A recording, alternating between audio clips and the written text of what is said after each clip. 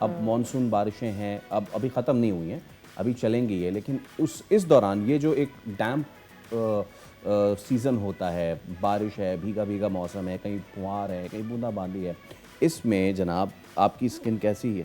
میری skin is fine but I have been lot of people I have seen lot of people جو یہ بار بار کہہ رہے ہیں کہ یار یہ جو ہیومڈ ویدر ہے اس سے ان کو اسکن الرجیز ہو جاتی ہیں، ان کو ایکنی ہو جاتا ہے اور اس کی وجہ سے ان کو بہت مسئلے ہوتے ہیں. اور کراچی کا تو یہ ویدر ہے، آپ لاہور میں بھی چلے جائیں تو یہ جو پورا گرمیوں کا سیزن ہے وہاں پر ہبس ہوتی ہے، ہبس کی وجہ سے اسکن پر، اور پھر جو ہم تھوڑی ایکٹیویٹیز بھی کر رہے ہوتے ہیں ہمیں پسینہ آتا ہے، پھر وہ بیکٹیریا ہماری اسکن کے اوپر اور کیا کس طرح کی ایکنی لے کر آتا ہے. اس پر ذرا بات کر لیتے ہیں. ہمیں جوائن کیا ہے ڈاکٹر سید عدیل، ڈرماٹولوجسٹ ہیں. بہت بہت شکریہ، very good morning to you. سب سے پہلے فرسٹ تھنگ فرسٹ، خواتین کو تو سب سے زیادہ مسئلہ یہ ہوتا ہے every weather has an effect on their skin. اب مجھے یہ سمجھنا ہے کہ why this weather is so difficult to handle جب آپ فیس کی خاص طور پہ اسکن کی کیئر روٹین کے بارے میں بات کرتے ہیں.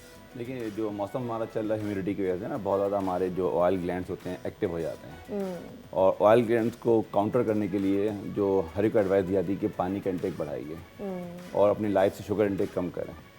ہم ان دونوں چیزوں کو نظر انداز کرتے ہیں، اور سیکنڈری ہمارا جو ہے ریورس ہوتا ہے ہمارے یہاں، ریورس ہوتا ہے. ہم جتنا ہیومیڈیٹی آ رہا ہے ہم اتنا پانی کم کر لیتے ہیں کہ ہمیں پیاس نہیں لگ رہی. تو ہر ایک کو مشورہ یہ ہوتا ہے کہ آپ پیاس کو پانی سے نہ ملائیے، پانی بے انتہا پیجیے. جتنا پانی پئیں گے باڈی ڈیٹاکسیفائی کرے گی، اتنا آئل گلینڈس کم ہو جائیں گے، تو ہیومیڈیٹی آپ کو کم متاثر کرے گی. تو آپ کا جو ایگزیما کے مسئلے ہیں، اسپیشلی ایکنی کے مسئلے ہیں، وہ آپ کی صرف لائف اسٹائل سے ہی بہت بہتر ہو جاتے ہیں. اور لوگ اس بات پہ توجہ نہیں دیتے، اور وہ کوشش کرتے ہیں کہ سر وہ تو صحیح آپ دوائیاں کریں، یہ کریں. اور ہمارا فوکس ایز اے ڈرماٹولوجسٹ مین فوکس ہمارا یہ ہوتا ہے کہ ہم ان کو بیسک لائف اسٹائل پر ماڈیفائی کریں کہ آپ اپنی ڈائٹ پہ شوگر انٹیک کم رکھیں، خاص طور ہیومیڈیٹی کے ماحول میں کہ more humid, more sebaceous gland, more oil secretions and more bacteria. I have been reading کہ یہ جو اسٹریس ہوتا ہے اور جو آپ کی سلیپ ہے that also has effect on your face acne وغیرہ.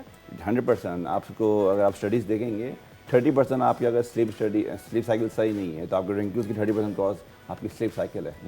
اچھا اس میں نا اب کیونکہ ہم ویدر کی بات کر رہے ہیں، گرمی کی چھٹیاں تو تقریباً کا ہو ہی گئی ہیں ختم.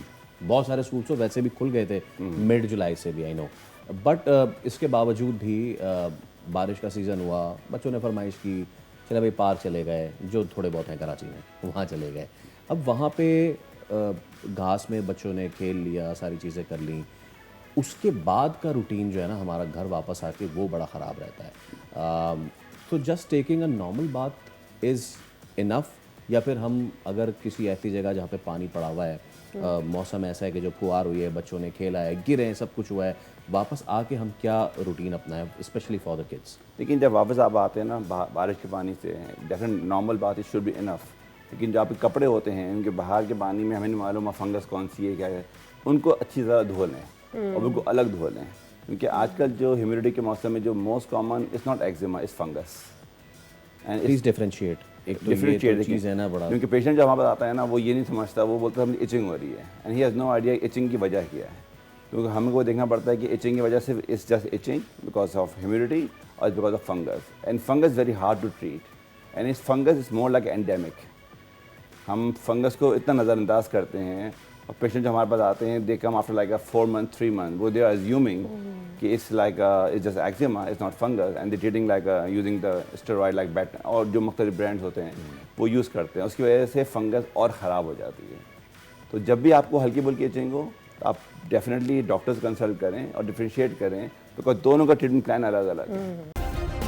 سبسکرائب کریں اور بیل دبائیں تاکہ کوئی خبر رہ نہ جائے.